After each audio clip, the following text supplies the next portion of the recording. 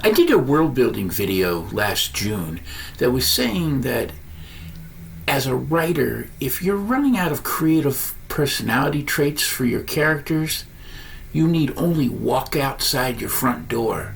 There's a ton of them to choose from. There was one thing in that video I didn't mention. I thought it was obvious, maybe not to everyone.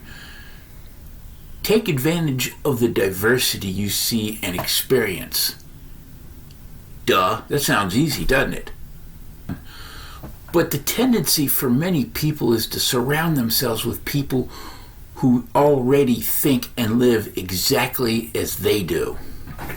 Same beliefs, same opinions, same tastes and preferences, same dislikes and intolerances. That's not serving your character creativity in the least. This video is somewhat inspired by something that happened to me way back when. Somebody was critiquing one of my short stories, and they mentioned that all my secondary characters sounded the same. I didn't want to hear that, but I took the critiquer's words to heart.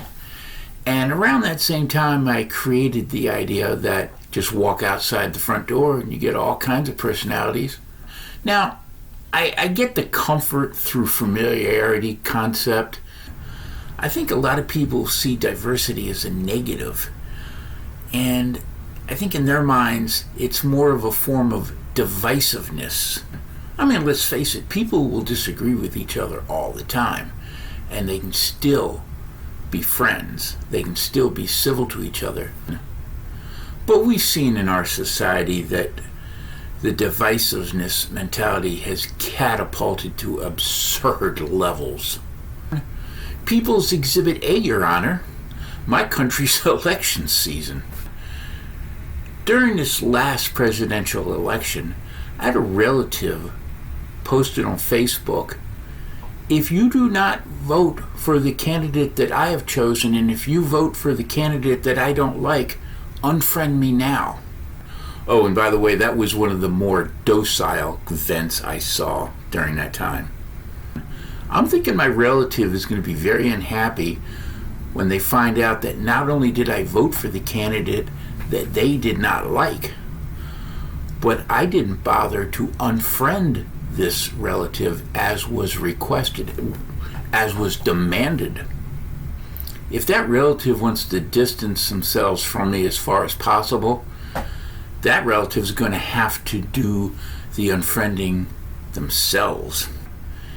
As a writer who's attempting to populate his stories with as wide a variety of personalities and mentalities as I possibly can, I've conceded my need to pay attention to these divisive mentalities that I see all around me.